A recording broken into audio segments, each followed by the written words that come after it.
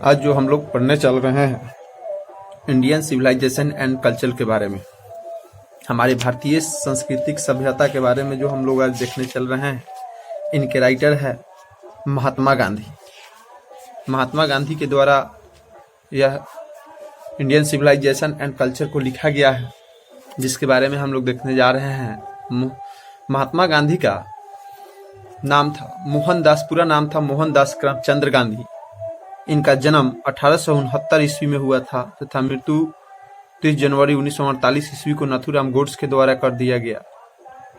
और वह पॉपुलर थे, उनके भारत के पिता के नाम से भी जाना जाता था, भारत के राष्ट्रपिता के नाम से जाना जाता था। और वह स्पेरिकल लीडर थे, पॉलिटिशियन भी थे।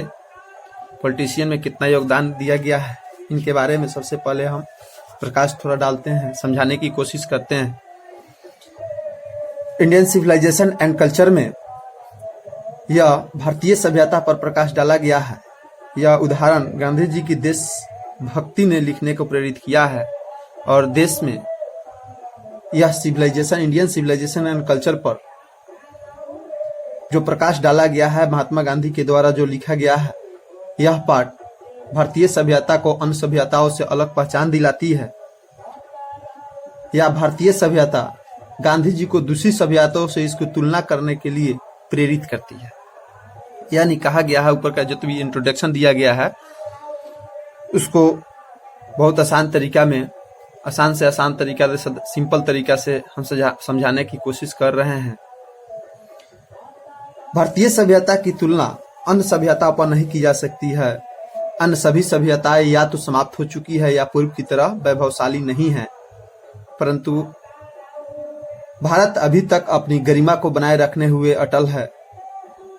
अनेक विचारों ने हमें विचार भारत पर थोपना चाहा, लेकिन उन्हें सफलता नहीं मिली। बहुत सारे विचारधाराओं हमारे भारत पर की सभ्यता के ऊपर क्लेम लगाना चाहे, लेकिन वो सफल नहीं हो पाए। गांधी जी के अनुसार सभ्यता नैतिकता का वह मार्ग है जो हमें अपने कर्तव्य मार्ग पर चलना सिखाती है। जो भी गांधी जी किए हुए हैं, गांधी जी जो नैतिकता का मार्ग दिए हैं, वो हमें कर्तव्य मार्ग पर चलना सिखाती है कि किस तरह हमें कोई काम करना चाहिए, किस तरह कर्तव्य करना चाहिए। इसका अनुसरण और कर्तव्य पालन एक समान है। नीति विद्या का अनुसरण करने से मतलब होता है इसकी इच्छाओं और कामनाओं पर रोक लगाना।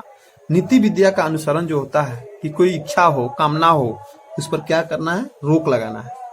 भारतीय इस तत्व से पूर्व परिचित है, अब उन्हें हम सीखने की आवश्यकता नहीं है। हमारे भारतीय लोग जो हैं वह इस सब सभ्यता से परिचित है, उन्हें हमें सिखाने की कोई आवश्यकता नहीं है। मन चंचल होने के कारण यह हमेशा असंतुष्ट रहता है तथा इसकी इच्छाएं कभी खत्म नहीं होती है। मनुष्य का इच्छा कभी भी पूरा नहीं हुआ है और न होगा। एक अगर इच्छा पूरा होती है तो दूसरा उसके लिए तत्पर बना रहता है कि दूसरा भी हो जाता तो अच्छा होता है। इसलिए कहा जा सकता है कि मनुष्य का इच्छा जो है कभी भी पूरा नहीं हुआ है और ना होगा। नीचे देखते हैं हम इंडियन सिविलाइजेशन एंड कल्चर के बारे में। महात्मा गांधी ने पहले जो हमारा भारतीय संस्कृतिक जो था ब्रिटिश के हाथों में था, जब 1915 ईस्वी में महात्मा गांधी वहां दक्षिण अफ्रीका थे तो उनको आमंत्रित किया गया। वहां से यहाँ जब आए, जब सत्याग्रह स्टार्ट किए हुए थे, उस समय से वह स्पिरिचुअल लीडर के रूप में, पॉलिटिशियन के रूप में घोषित हुए। वह non violence as the chief weapon agent थे। ब्रिटिश रूल के जब कब्जे में था हमारा भारतीय सभ्यता, उस समय और आज की सभ्यता से बहुत ही हम अलग महसूस करते हैं। आज की सभ्यता जो है, उसी पीरियड में महात्मा गांधी ने बहुत सारे बुक भी लिखे हुए थे, जिसमें एक था my experience with truth, young India, Indian civilisation and culture, जो हमारे भारतीय सभ्यता के बारे में जो आज हम पढ़ते हैं। 12 के लिए विशेष रूप से यह चैप्टर है और 12 के लिए बहुत इंपॉर्टेंट चैप्टर है, इसको हम लोग जानते हैं। चलिए नीचे Indian civilisation and culture. I believe that the civilisation India has evolved is not to be beaten in the world. यानी कहने का मतलब है, मुझे विश्वास है कि भारत ने जिस सभ्यता का विकास किया है उसे विश्व में पराजित नहीं किया जा सकता है। Nothing can equal the did so by our ancestors. Rome, whence Greeks shared the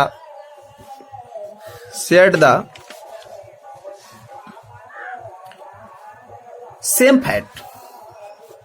हमारे पूर्वजों द्वारा किए गए बीजारोपण की तुलना, समानता कोई भी नहीं कर सकता है। जो हमारे पूर्वज बीजारोपण कर गए हुए हैं, जो इस बीज को बो कर गए हुए हैं, उसकी तुलना कोई नहीं कर सकता है।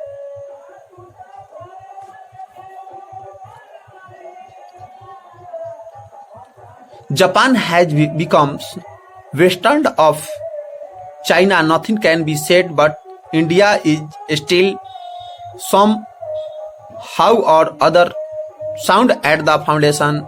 The people of Europe learned their lesson from the writing of the men of Greece or Rome, which existed no longer in their former glory. यानी कहने के मतलब है कि रोम चला गया, रोम का जो है पतन हो गया, ग्रीस भी उसी दुर्गति को प्राप्त हुआ। ग्रीस ने भी उसी नियति का अनुसरण किया। प्राचीन मिस्र के शासकों का पराक्रम सामर्थ्य भी ध्वस्त हो गया। जापान पश्चात संस्कृति में परिवर्तित हो गया। चीन के विषय में कुछ भी नहीं कहा जा सकता है, किंतु भारत किसी भी प्रकार के अपने आधार यानी बुनियादी पर पूर्ण ऊर्जा के साथ कायम है। इस प्रकार आगे देखते हैं। In trying to learn from them, the Europeans imagine that they will avoid the mistake of Greece and Rome. Such is their pitiable condition.